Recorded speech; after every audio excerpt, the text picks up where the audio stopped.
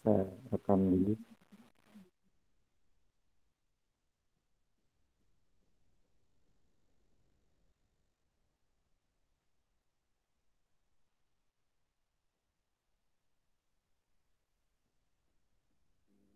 Ya, oke. Saya ulang lagi. Assalamualaikum warahmatullahi wabarakatuh. Alhamdulillahi nahmadu wa nasta'inu wa nastaghfiruh wa na'udzu billahi min syururi anfusina wa min sayyiati a'malina may yahdihillahu fala mudilla lahu wa may yudlil fala hadiya lahu. Asyhadu an la ilaha illallah wa la syarika lahu wa asyhadu anna Muhammadan abduhu wa rasuluhu. Allahumma shalli ala sayyidina Muhammad wa ala ali sayyidina Muhammad. Eh, Kepada para mahasiswa yang berbahagia, puji syukur atas nikmat Allah, salawat dan salam kita sanjungkan kepada baginda Nabi Agung Muhammad SAW. Alhamdulillah pada kesempatan malam hari ini Allah pertemukan kita dalam pertemuan tatap maya virtual pada pertemuan kali ini menjelang ujian tengah semester atau UTS yang akan kita laksanakan. Semoga Allah SWT memberikan kepada kita kesehatan, kekuatan iman dan Islam kita untuk istiqomah dalam menuntut ilmu. Saudara sekalian yang berbahagia, pada malam hari ini saya akan menyampaikan materi kita pada pertemuan ketujuh, yaitu pembahasan tentang moderasi beragama.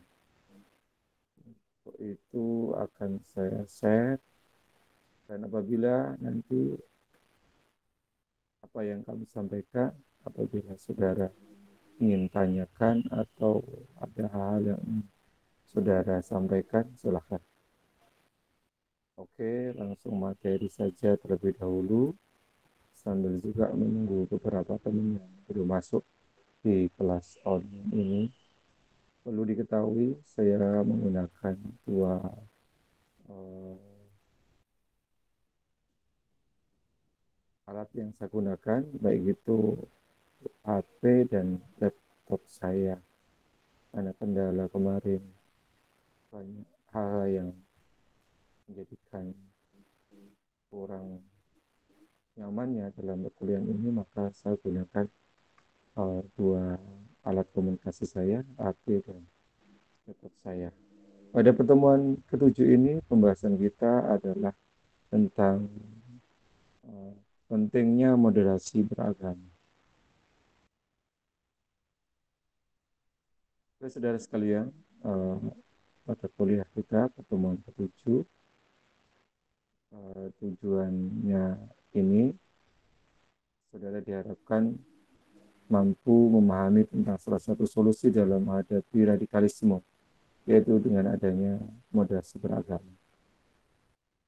Pertama, bicara tentang konsep-konsep masyarakat Indonesia dalam negara kesatuan Republik Indonesia memiliki keragaman, mencakup beraneka ragam etnis, bahasa, agama, budaya, dan status sosial. Nah, bicara tentang agama saja, ada agama Islam, ada Nasrani, ada Katolik, ada Hindu, Buddha, untuk beberapa agama. Kalau bicara tentang bahasa, berapa banyak bahasa dan budaya. Keberagaman dapat menjadi kekuatan terpadu yang mengintegrasikan masyarakat, tapi juga dapat menjadi penyebab konflik antar budaya, ras, suku, agama, dan nilai dalam kehidupan. Keanekaragaman budaya atau multikultur adalah perilaku budaya yang ditimbulkan oleh persinggungan berbagai budaya dan interaksi berbagai individu dan kelompok, serta peristiwa alam dengan gaya hidup yang berbeda dan spesifik. Keragaman budaya, latar belakang keluarga, keragaman agama, dan etnis saling mempengaruhi dalam masyarakat Indonesia. Liana mengatakan, dalam pertukaran horizontal antar komunitas, konflik antar suku masih terjadi di berbagai daerah, mulai dari stereotip dan prasangka dan diskriminasi antar suku hingga konflik terbuka dan pembantaian antar suku hingga memakan korban jiwa. Nah, ini berapa akhir-akhir ini memang ada ya konflik antar suku yang rame, diantaranya antar uh, Madura dengan Dayak ataupun Betawi dengan suku yang lainnya. Ini bisa terjadi. Hingga tentunya memakan korban. Persaingan antar suku tidak hanya terjadi di masyarakat, tapi juga antar elit politik, bahkan ulama untuk menduduki tempat di berbagai institusi. Nah, orang yang berilmu pun tidak terlepas dari konflik terhadap kesukuannya.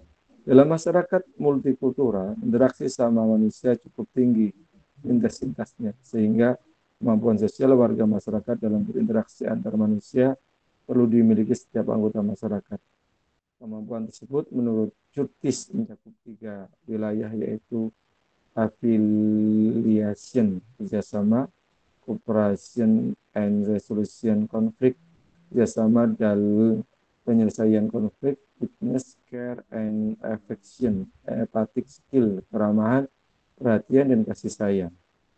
Nah, perbedaan suku agama, bahasa, dan keragaman nilai dalam kehidupan di Indonesia seringkali menimbulkan berbagai konflik. Merebaknya kekerasan antar kelompok secara sporadis di berbagai wilayah Indonesia telah menimbulkan konflik sosial yang menunjukkan betapa rapuhnya rasa persatuan dan yang terjalin dalam negara bangsa Indonesia. Betapa seriusnya prasangka antar kelompok dan betapa rendahnya saling pengertian antar kelompok. Adalah konflik kekerasan di Indonesia seringkali berakhir dengan bencana kemanusiaan dan seringkali berkembang dan meluas dalam jenis dan partisipan. Ini membuat proses penyelesaian konflik memakan waktu yang lama dan membawa kerugian sosial, ekonomi, dan politik yang sangat besar. Berdasarkan masalah yang datang dan pergi, Indonesia mungkin berada dalam situasi darurat yang rumit. Konflik dan kekerasan telah memasuki semua bidang masyarakat. Selama ini, faktor pemicu perilaku kekerasan seringkali menjadi sumber konflik yang salah penanganan. Konflik adalah sumber kekerasan karena di balik setiap bentuk kekerasan terdapat konflik yang belum terselesaikan. Konflik telah mencapai tingkat kekerasan yang dapat ditentukan karena konflik tidak ditangani dengan baik atau diabaikan. Budaya kekerasan menitik beratkan pada konsep konflik sebagai sabotase atau sabotase.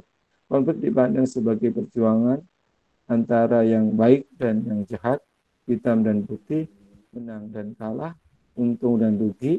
Jika keberadaan konflik dipandang negatif dan diselesaikan secara kompetitif, maka konflik dapat dianggap sebagai penyebab kekerasan yang wajar. Oleh karena itu, perlu kerja keras untuk menangani konflik secara lebih serius guna menciptakan perdamaian sosial.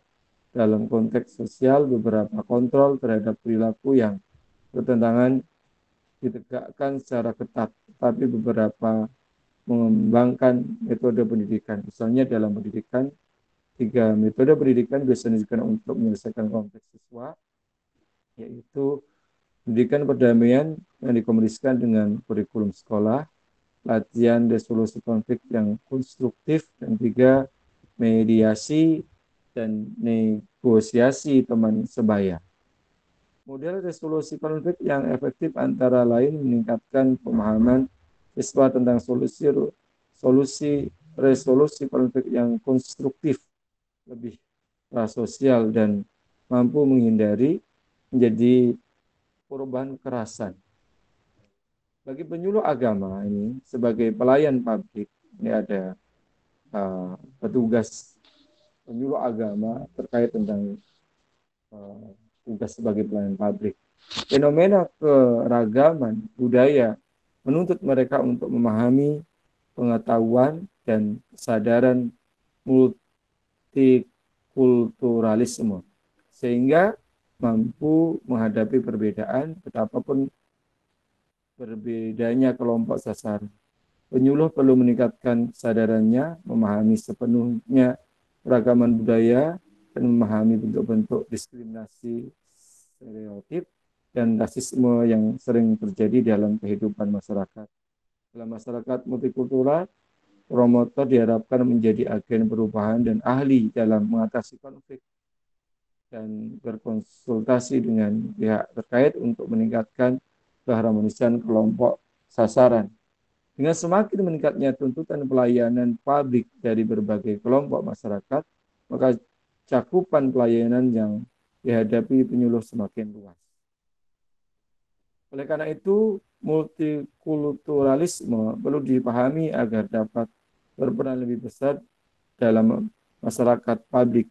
Berdasarkan latar belakang tersebut, maka fokus kajian ini adalah kesadaran dan pemahaman tentang keragaman budaya, moderasi beragama pada masyarakat Indonesia yang multikultur.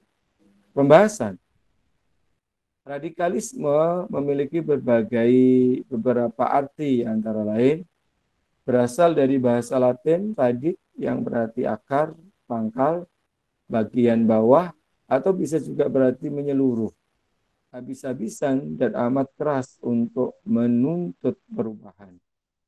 Menurut The Consist of Dictionary, radikal memiliki arti akar, sumber, atau asal mula. 3. Sedangkan menurut Kamus Bahasa Indonesia, KBBI, radikalisme adalah paham atau aliran yang radikal dalam politik, paham atau aliran yang menginginkan perubahan atau pembaharuan sosial dan politik dengan cara kekerasan atau drastis, sikap ekstrim, dan dalam aliran politik. Menurut Horace M. Callen, radikalisme memiliki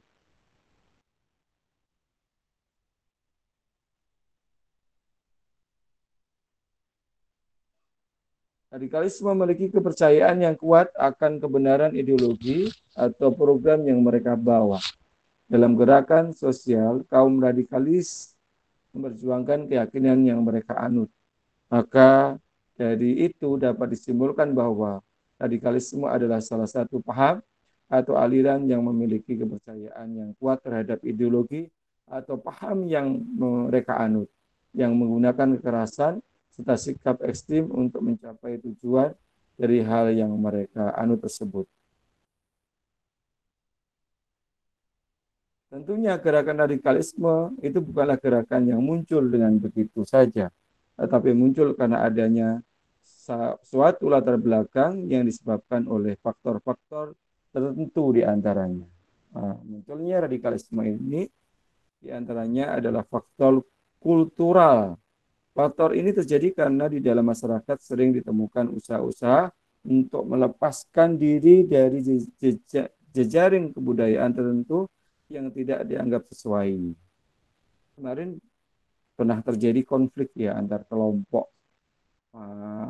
Ada diskusi terkait tentang masa depan bangsa Indonesia ini.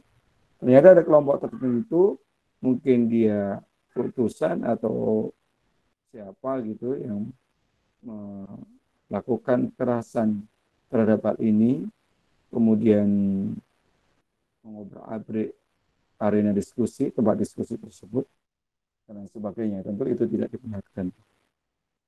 Yang kedua adalah faktor kebijakan pemerintah. Radikalisme umumnya terjadi akibat ketidakmampuan pemerintah untuk bertindak dalam mempengaruhi situasi ataupun keadaan akibat berkembangnya kemarahan serta frustasi kelompok orang yang terjadi akibat dominasi. Baik itu ideologi, militer, maupun ekonomi oleh negara-negara barat besar. Faktor yang ketiga adalah faktor sosial politik. Adanya pandangan yang salah tentang suatu kelompok yang dianggap sebagai kelompok radikal. Konflik-konflik yang ditimbulkan oleh kalangan radikal menggunakan cara kekerasan dalam menentang serta membenturkan kelompoknya dengan kelompok lain. Dalam hal ini, kaum radikal menganggap bahwa kelompok tersebut tidak diuntungkan oleh sejarah sehingga menimbulkan perlawanan terhadap kekuasaan yang mendominasi kelompok itu. Umumnya dengan menggunakan bahasa atau simbol tertentu untuk mencoba menyentuh emosi dari sebagian publik untuk ikut dalam perlawanannya. Lalu, agar kita dapat menghindari radikalisme, kita harus mengetahui ciri-cirinya antara lain, nih ada ciri-cirinya nih. Di antaranya adalah anti Pancasila, anti kebinekaan, anti NKRI, anti Undang-Undang Dasar 1945, umumnya menggunakan cara kekerasan untuk mendapatkan keinginan serta tujuannya. Nah, memang eh, ada juga sih yang memperalat tentang bahasa anti Pancasila ini. Misalkan ada kelompok tertentu yang mengkritisi terhadap kelompok yang lain, nah, sehingga menimbulkan eh, konflik di antara mereka. Terus mengatakan kepada kelompok tertentu itu mereka anti Pancasila, anti kebinekaan. Nah, itu adalah oknum yang menggunakan eh, ciri-ciri radikalisme itu untuk menjatuhkan lawan atau melakukan eh, pemahaman yang negatif terhadap paham atau kelompok orang lain. Kemudian cirinya memiliki sikap fanatik, merasa benar sendiri, dan menganggap sesuatu yang berbeda itu salah. Bersikap intoleran terhadap sesuatu yang berbeda dari paham atau keyakinan orang lain. Nah, ini tidak dibenarkan ya. Salah satu solusi dalam menghadapi radikalisme yaitu dengan adanya moderasi beragama. Jadi salah satu cara dalam mengatasi permasalahan itu dengan adanya moderasi beragama. Secara etimologi, moderasi berasal dari bahasa Latin yaitu moderatio yang berarti kesedangan, tidak berlebihan, tidak kekurangan.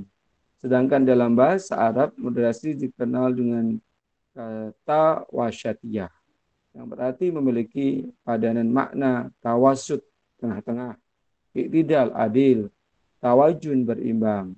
Sehingga dapat ditarik kesimpulan bahwa moderasi secara etimologi merupakan tengah-tengah, tidak berlebihan dan tidak kekurangan. Secara terminologi, moderasi memiliki arti sikap beragama yang seimbang antara pengamalan agama sendiri, eksklusif, dan penghormatan praktek agama lain yang berbeda kepercayaan, inklusif, yaitu dengan mengurangi kekerasan atau menghindari keekstriman dalam praktek beragam. Secara histori, moderasi merupakan budaya keagamaan plural dan multikultural yang dimana sebagai Pancasila yang menyandingkan budaya, bernegara, dan agama. Jadi bagaimana moderasi ini kita pahami untuk tidak menjadikan diri kita berlebihan dalam beragama. Misalkan memberikan stigma negatif kepada orang yang di luar agama kita. Misalkan sebutan kafir atau sebutan yang lain yang mengakibatkan timbulnya pemahaman salah paham gitu aja, salah paham terhadap orang lain itu sendiri. Nah, menurut Quraisy Shihab, dalam moderasi beragama memiliki pilar-pilar penting dalam mengimplementasikannya, yaitu sebagai berikut. Ada keadilan. Keadilan adalah persamaan hak untuk berjalan lurus dan sikapnya selalu menggunakan ukuran yang sama, bukan ukuran ganda. Keadilan, kemudian keseimbangan. Terdapat keberagaman bagian dengan tujuan tertentu dengan syarat dan kadar tertentu terpenuhi oleh setiap bagian. Yang ketiga ada toleransi, sikap memberi ruang dan tidak mengganggu hak orang lain untuk mengekspresikan keyakinannya dan mengeluarkan pendapat walaupun berbeda dengan apa yang kita yakini. Kemudian moderasi beragama memiliki macam-macam bentuk yang terbagi menjadi tiga, yaitu moderasi pikiran, kemampuan memadukan antara teks dan konteks, Moderasi gerakan mengajak pada kebaikan dan menjauhkan diri dari kemungkaran yang dilandasi dengan prinsip perbaikan dan dengan cara yang baik pula. Kemudian moderasi perbuatan, yaitu penguatan relasi antara agama, tradisi, dan kebudayaan masyarakat setempat yang menumbuhkan dialog dan menghasilkan kebudayaan baru. Moderasi beragama sendiri memiliki beberapa ciri-ciri yang dapat kita ketahui, yaitu tawasud, yang artinya pertengahan, kan ya. Mengambil jalan tengah, yaitu pemahaman dan pengamalan yang tidak ifrat, berlebihan dalam beragama.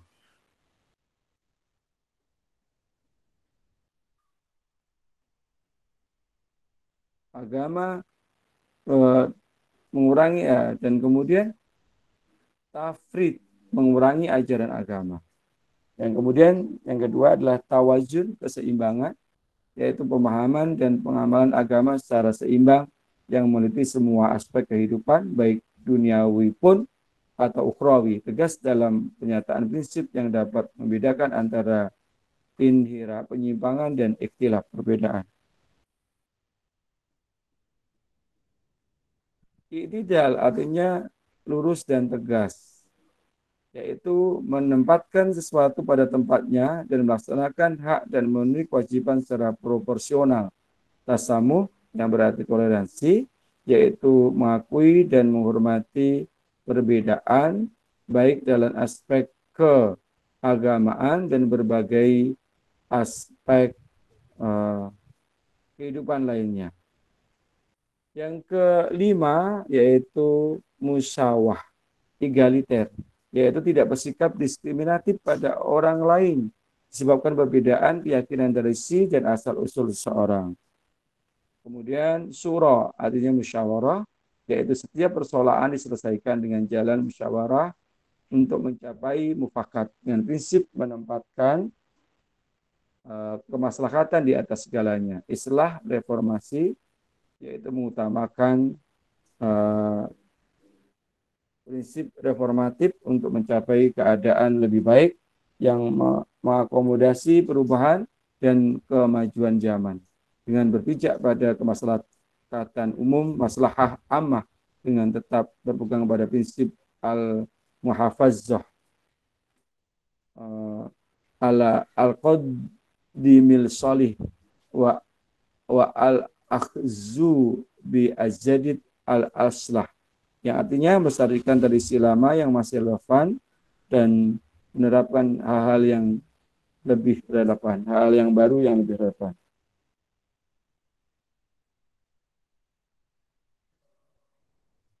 Dia melestarikan tradisi lama yang masih relevan dan menetapkan hal yang baru yang lebih relevan. Aulawiyah mendahulukan yang prioritas, yaitu kemampuan mengidentifikasi hal ihwal yang lebih penting harus diutamakan untuk diterapkan dibandingkan dengan yang kepentingannya lebih rendah.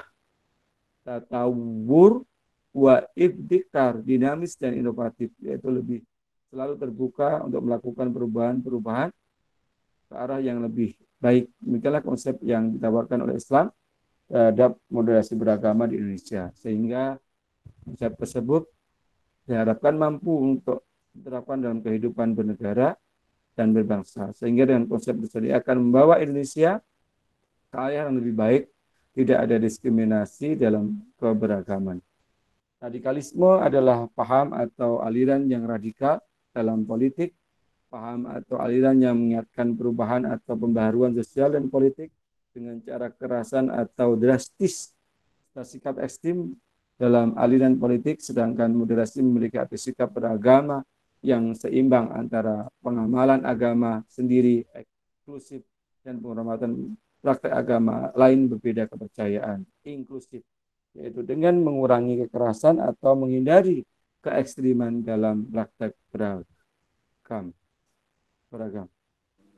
Moderasi beragama merupakan konsep yang diharapkan dapat diimplementasikan oleh seluruh umat beragama di Indonesia sehingga tercipta kerukunan antar umat, intra umat, beragama, antar umat beragama dan antar umat beragama dengan pemerintah dan dalam pembangunan sikap moderasi beragama dan dasarnya adalah menanamkan adab dan akhlak yang sesuai dengan ajaran Islam. Selain itu, dapat pula mempertajam ilmu dengan baik, baik itu ilmu agama atau duniawi. Pembentukan sikap moderasi ini juga dapat dilakukan dengan memperluas relasi sehingga memahami dengan betul arti perbedaan. Di era modern, paham-paham radikal dapat ternalisir dengan konsep moderasi beragama. Islam menjadi salah satu contoh dalam implementasi moderasi beragama. Moderasi beragama menjadi jalan tengah sekaligus sebagai solusi agar tidak terjadi paham yang radikal, bahkan intoleran. Saling hormat dan menghormati antar agama menjadi kunci agar tidak terjadi sekat dan perbedaan sekaligus sebagai identitas yang harus dimiliki antar umat beragama. Saudara sekalian yang berbahagia, materinya ya, oke. Materi sudah saya sampaikan bicara tentang moderasi beragama.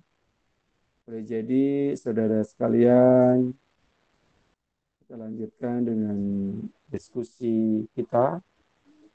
Eh, Silakan saudara bisa sampaikan apa-apa yang terkait tentang hal ini. Ya, sebentar saya sambil baca dulu ya. Oke. Silakan bisa ditulis juga di kolom chat. Misalkan apa ada yang ingin saudara tanyakan. Dan untuk UTS, pekan depan kita sudah UTS dan diharapkan saudara sudah mempersiapkan diri ya untuk soal-soal materinya dari materi 1 sampai materi 7 malam hari ini. Sebentar. Silakan yang mau nanya saya sambil nunggu ya.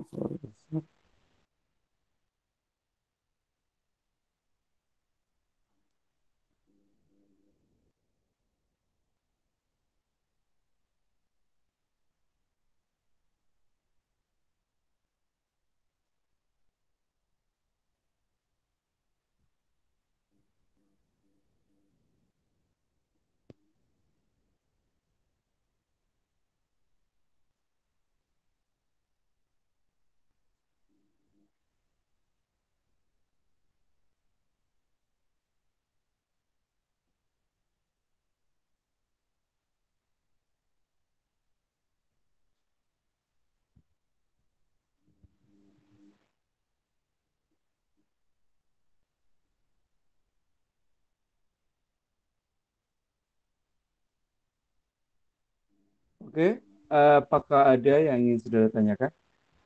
Sambil saya screenshot dulu ya, sebentar ya. Silakan dibuka kameranya untuk dokumentasi, silakan.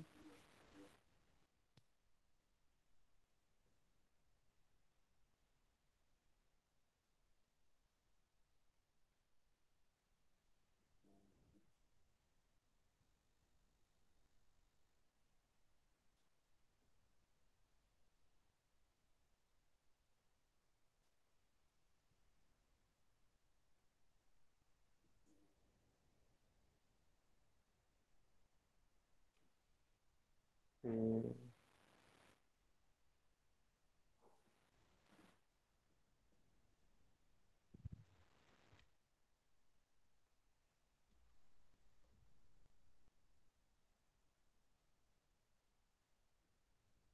Jadi untuk UTS besok soalnya ada 5 soal yang wajib saudara kerjakan, baca dengan teliti, lebih banyak dari pemahaman saja ya. Maksudnya pendapat saudara tentang misalkan moderasi beragama di Indonesia atau seperti apa. Misalkan pendidikan agama di perguruan tinggi itu menurut saudara seperti apa.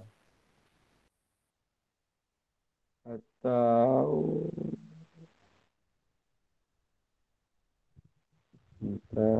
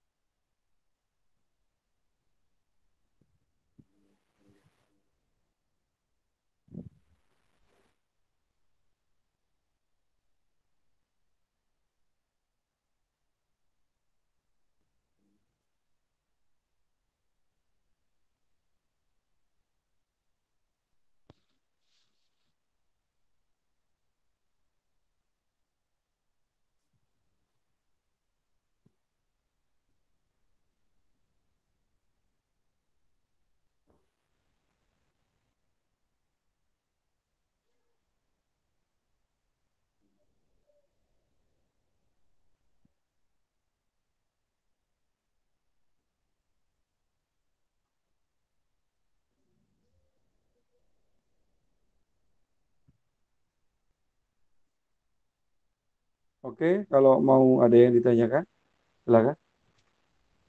Terkait perkuliahan, terkait yang lainnya, silakan. Atau terkait dengan materi pada hari ini, monggo. Siapa yang mau nanya Pak, saya mau duluan? nanya, Pak. Iya, silakan. Pak, Pak ini kan membahas tentang kekerasan ya, Pak ya. Tapi Tentang apa? dengan penyebabnya tentang kekerasan. Iya, Cara iya. yang Gimana? tadi Bapak jelaskan. Nah, terus, Ya, tapi nih Pak, yang sering saya lihat di media sosial atau ya secara langsung masih ada tenaga pendidikan biasanya itu di pesantren gitu Pak ya, yang masih ya, menggunakan kekerasan sebagai hukuman gitu Pak, apabila melanggar suatu peraturan. Yang bahkan ya, semisal mereka itu tidak sholat berjamaah misalkan di masjidnya gitu, dan itu bisa mendapatkan kekerasan gitu Pak. Dan apakah hal itu masih dapat dimaklumi gitu Pak di era modern yang sekarang gini gitu Pak? Karena eh, yang saya tahu juga di zaman Muhammad Al-Fatih, kerajaan Emperor di kerajaan Ottoman aja itu punya guru yang masih menggunakan kekerasan kepada Al-Fatihnya gitu Pak. Dan itu suatu hal yang baik karena menjadikan Al-Fatih itu membentuk karakternya gitu Pak. Dan ya, pertanyaannya itu sih Pak, apakah masih relevan dan dimaklumi gitu Pak di pesantren di zaman sekarang ini Pak? Sekian ya. Pak. Oke, bagus tuh pertanyaannya. Eh, Mas, siapa namanya Mas? Mas Dani Pak. Dani ya? Oh iya.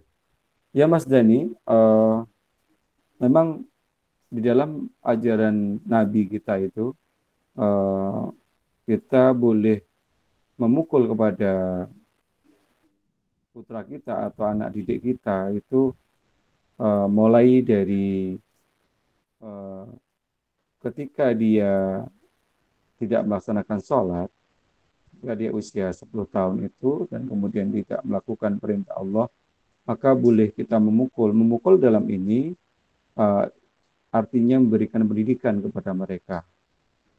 Pendidikan, bukan memukul yang menimbulkan eh, sakit fisiknya atau yang kemudian juga akan sakit mentalnya, itu tidak. Jadi hanya memberikan pendidikan saja yang berarti supaya dia tidak melakukan perilaku yang terulang gitu. Jadi memang Rasulullah SAW mengajarkan eh, di antaranya ketika kita mendidik anak itu, pisahkan anak kita dari tempat tidurnya ketika dia usia 7 tahun dan diperintahkan untuk mengerjakan sholat, diajarkan sholat, dan pukullah ia ketika ia usia 10 tahun apabila dia tidak melakukan perintah Allah di sholat. Jadi eh, efektif atau tidaknya pendidikan ini adalah eh, bagaimana proses pemukulan yang bukan berarti mengakibatkan luka secara fisiknya atau psikisnya, yang intinya hanya memberikan pendidikan saja.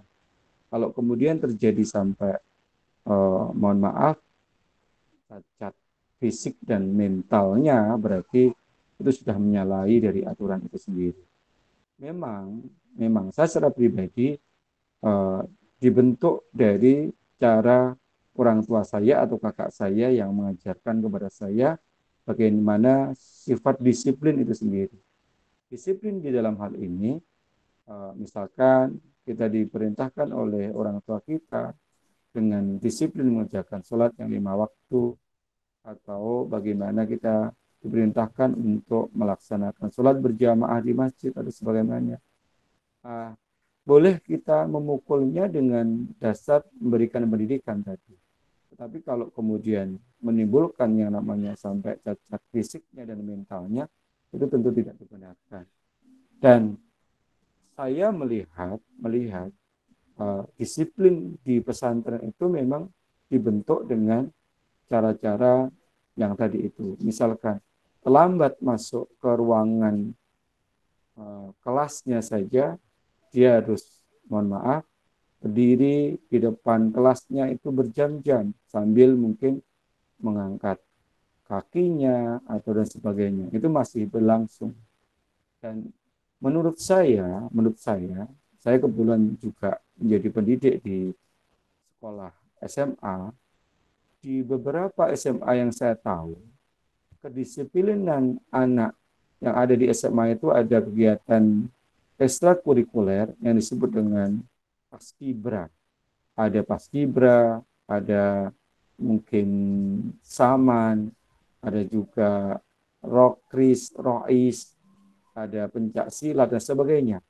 Ketika saya melihat beberapa uh, ekstrakurikuler yang ada, saya melihat begitu disiplinnya itu dimiliki oleh siswa-siswi yang ikut di paskibra. Itu nampak sekali bagaimana dia cara makannya, cara minumnya, meletakkan sepatunya ketika dia sholat berjamaah. Itu nampak sekali disiplin itu dipengaruhi dengan, mohon maaf, kerasnya mentornya atau pelatihnya yang mengajarkan kedisiplinan itu. Sehingga rasa takut diantaranya kalau dia terlambat melaksanakan baris berbaris atau eh, pada sholatnya terlambat, itu langsung push up di hadapan itu. Dan hasil dari cara disiplin itu, saya melihat tuh nampak sudah jelas sekali. Dan mohon maaf, itu yang saya lihat. Baik itu di pesantren ataupun di manapun. Nah, beberapa pesantren mengajarkan disiplin itu membangun mereka tanggung jawab menurut saya. Tanggung jawab itu biar bagaimana dia berusaha untuk menghafalkan ayat-ayat Quran, pelajarannya dan sebagainya. Dan berusaha supaya dia tidak terlambat dan sebagainya. Itu. Kalau bicara tentang kekerasan, tentu tidak dibenarkan. Tetapi apabila cara pendidikan yang mengajarkan supaya tanggung jawab itu ada, disiplin itu ada, maka diantaranya seperti itu. Yang tidak dibenarkan adalah kekerasan yang menimbulkan, mohon maaf, cacat mental atau fisiknya, bahkan mungkin menimbulkan kematian, itu tidak dibenarkan dalam agama. Tentu itu jauh dari nilai-nilai bagaimana cara mendidik. Nah, memang masalah ini pro dan kontra. Bahkan sampai saat ini berita terbaru, ada seorang guru di mana ya itu, belum saya lupa, di daerah wilayah luar Jawa ya, itu guru itu menegur kepada siswanya yang bandel dan dia tidak melakukan kekerasan secara fisik, Tetapi apa yang terjadi? Anak itu melaporkan eh, kepada orang tuanya yang memang dia seorang aparat orang tuanya. Akhirnya apa ya? Si guru itu dipenjarakan menuai protes polemik yang besar dari warga guru. Bahkan se-Indonesia itu sampai saat ini masih terjadi. Nah, sehingga ada kekerasan yang dilakukan bukan saja seorang guru, tetapi juga oleh wali murid kepada guru itu sendiri. Jadi eh, harapan saya cara mendidik yang benar itu seperti apa? Kalau Rasulullah mengajarkan boleh memukul, tetapi memukul dengan cara yang memang memberikan pendidikan. Kalau anak-anak sekarang ini yang sudah usia mahasiswa atau anak-anak SMA yang sudah besar, kemudian dilakukan pemukulan, maka dia justru akan melawan pemukulan itu sendiri. Maka cara carilah cara pendidikan yang bijak untuk mengajarkan kepada putra-putri kita untuk menerima pendidikan itu dengan cara yang baik. Kalau memang cara yang kekerasan itu tidak dibenarkan, baik itu uh, hukum agama atau hukum negara, maka jangan dilakukan. Itu Mas Dani, mungkin seperti itu ya jawaban saya. Supaya tidak puas, mungkin bisa mencari jawaban yang lain. Monggo, silakan yang lain. Mas Dani gimana? Baik Pak, Monggo. terima kasih Pak. Ya, silakan yang lain.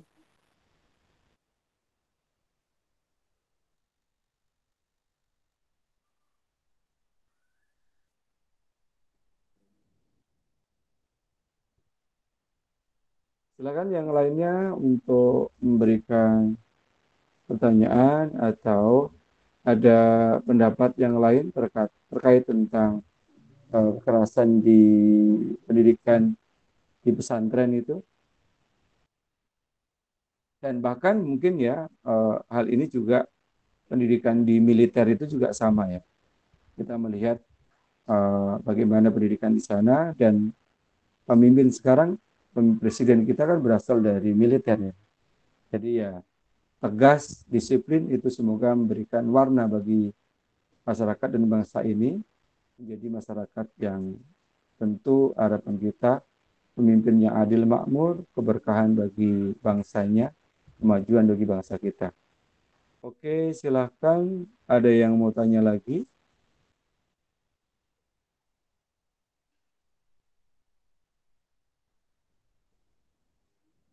Tidak ada?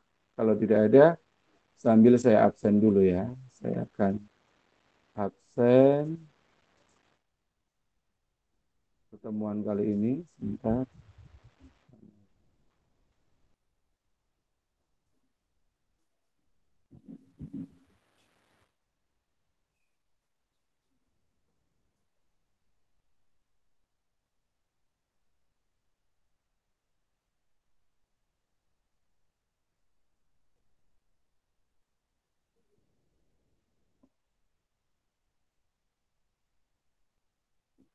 Oke, saya AA Afrizal ada? AA Afrizal, apakah hadir? Tidak hadir. Kemudian Akmal Hakim, Hadir halo. Pak, Kemudian Alif Novian hadir Pak Herdiansah, Akmal. ya. Alif ada Alif, Alif Novian Herdiansah. Kemudian Andini Lestari Putri. Oh, Alif ada ya. Andini ada? Pak, maaf Pak, Afrizal hadir Pak. Siapa? Afrizal Pak, habis ke belakang Pak, maaf. Afrizal. Oke. Kemudian ada Anggun Listina. Hadir Pak. Ya, oke. Kemudian Arif Fahrizal. Hadir Pak. Kemudian Aura Hani Ramadina, Hadir, Pak. Bimo Adi Prakoso, Hadir, Pak. kemudian Budian Nuriski Abadi, kemudian Dia Ananda, Hadir, Pak. Dini Nurjana,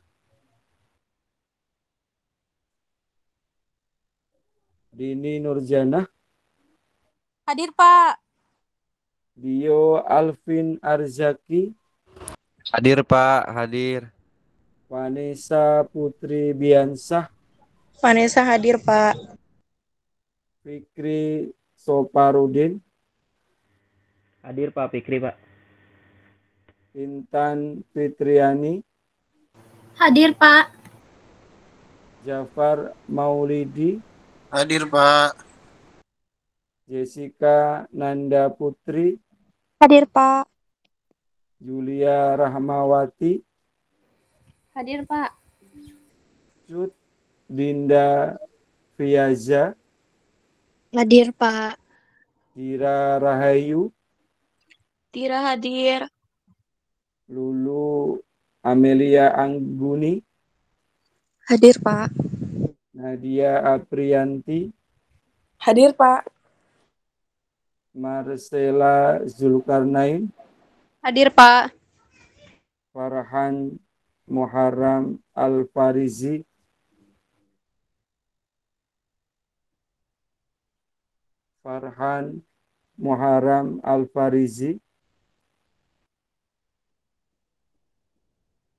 Vira Sahira, Hadir, Pak.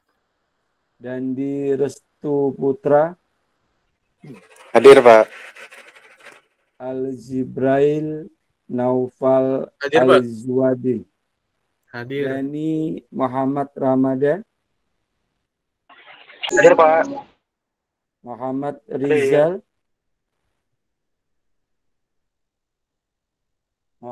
Rizal, Rijal hadir, Pak. Kartika Safitri,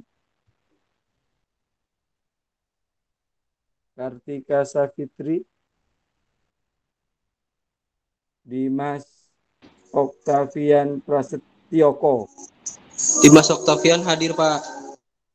Putra Ramadan Sudrajat,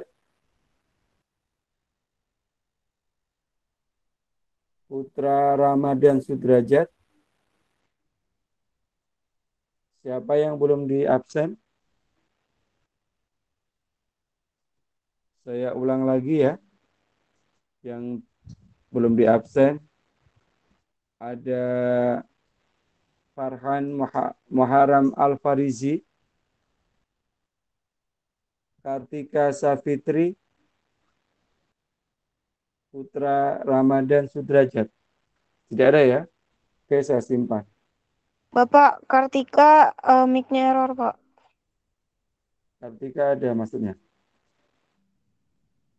Iya, ada, Pak, mic-nya error.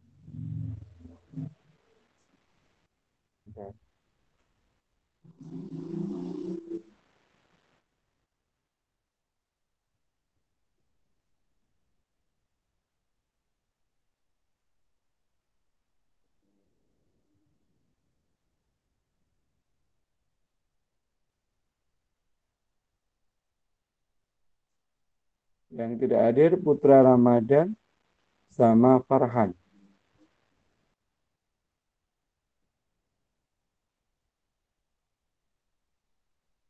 Putra Ramadan, Farhan. Oke.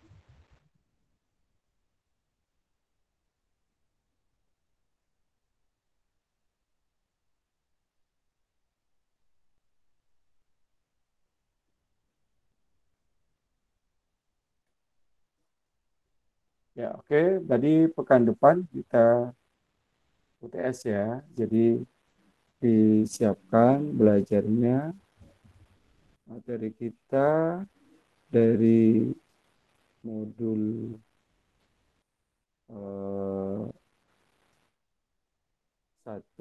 sampai pada modul yang ke-7 ya. Ini apa ya? Kok belum? Pak, izin tanya mengenai tugas besar, Pak. Ya, sudah dikerjakan belum? Belum. Itu mau tanya, Pak, itu wajib pakai catatan kaki ya, Pak? Atau gimana, Pak? Wah, lebih baik kalau ada ya. Kalau memang tidak ada ya tidak apa-apa. Kalau ada catatan kaki kan berarti saudara mengutip dari kutipannya dari mana itu lebih baik. Jadi jelas punya orang berarti kita juga menghargai terhadap hasil karya Allah. Seperti kayak tulis ilmiah aja supaya jelas daftar isi, daftar kata pengantar, daftar pustaka itu ya yang lengkap supaya lebih bagus hasil karya kita. Ya, segera dikirimkan nanti nilai tugas TB itu akan terinput di akumulasi nilai akhir, yaitu kalau nanti ada nilai UTS kita yang sedang akan kita laksanakan, besok kita laksanakan. Terus kemudian ditambah dengan nilai tugas kita, baru nanti di akhir itu ada nilai UAS kita. Jadi semua aktivitas yang saudara lakukan semuanya akan terekam. Berarti untuk pengumpulannya yang benar itu maksimal kapan ya, Pak? Terakhir kemarin di TB itu tanggal berapa ya? Bapak lupa ya. 12 November kalau nggak salah, Pak. Iya, Jadi 12 masih November. jadi ada waktu, masih ada kurang lebih 3 pekan atau 2 pekan ya. Jadi segera aja dikerjakan biar segera bisa ada nilai. Oke, sebentar ini rupanya tadi absensi tidak terekam. Saya coba dulu. Maaf. Mungkin absennya error. Harusnya sekarang kehadiran ke-7 ya. Kelas nggak bisa. Ya, mungkin ada lagi pertanyaan. Silakan. Untuk UTS besok nge-zoom juga atau enggak, Pak? Saya lihat dulu aturannya ya. Kalau tahun lalu kita gimit juga, tetapi semoga aja enggak. Jadi silakan Anda ngerjakan, kirimkan di soalnya ini ya, soalnya kan di asesmen itu boleh jadi nggak kebaca. Maka nanti ada soal yang saya kirim ulang 2 kali, itu di berupa link saja. Nanti saudara jawab, kerjakan. Mohon maaf supaya tidak terlambat mengerjakannya ya. Saya berharap baca dengan teliti, kemudian jawab, dan segera dikumpulkan. Karena durasi waktunya kan 100 menit ya, 1 jam 40 menit ya. Saya yakin bisalah mengerjakan waktu itu. Jangan menunggu waktu yang sehingga menghambat apa namanya, saudara tertutup gitu. Kalau kurang 2 menit pun juga, kalau memang waktunya harus ditutup ya tertutup. Anda nggak bisa ngirimkan jawaban itu. Maka ya jawab segera, kirimkan saja sesuai dengan waktu yang ada. Jangan nunggu jawaban temannya harus seperti apa yang kemudian mengakibatkan Anda sendiri yang kerepotan. Pengalamannya begitu ya. Banyak mahasiswa yang sehingga ketinggalan. Kecuali ya misalkan di antara kalian ada lemburan atau gimana gitu, nggak bisa ninggalin kerjaan, sampaikan saja nanti, siapa tahu nanti dapat dispensasi misalkan. Karena kalau sudah ketinggalan gitu repotnya ya dosen, repotnya mahasiswa, nilainya tidak bisa dilihat karena tidak mengerjakan UAS, bisa jadi itu. Terutama mohon maaf bagaimana kewajiban saudara terhadap tugas ini, kewajiban saudara sebagai mahasiswa, lakukanlah dengan benar supaya tidak menghambat. Tidak menghambat apa? Ya, karena kalau ketinggalan itu agak berat. Beratnya itu harus apa namanya? Misalkan bisa ngulang karena nilai tidak terekam, karena ada kewajiban yang belum diselesaikan, itu agak repot nanti. Saya berharap saudara segera lakukan saja kewajibannya, dikerjakan dengan benar, ikuti prosedur yang ada supaya tidak ada masalah.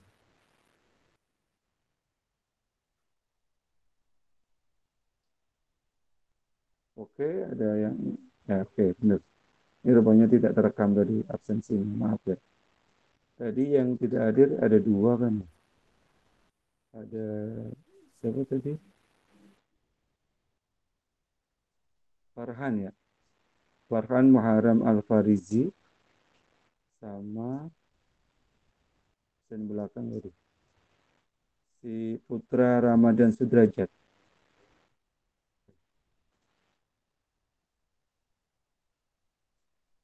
Ya, alhamdulillah sudah kesimpan. Oke, saudara sekalian, kalau tidak ada pertanyaan, maka perkuliahan pada malam hari ini saya akhiri dengan baca hamdalah. Kita ketemu di UTS. Kurang lebihnya mohon maaf lahir batin. Akhirnya kita ucapkan Assalamualaikum warahmatullahi wabarakatuh. Waalaikumsalam warahmatullahi wabarakatuh. Oke, makasih ya. Makasih, Pak. Ya, sama-sama. Makasih, Pak. Ya, sama-sama. Selamat istirahat.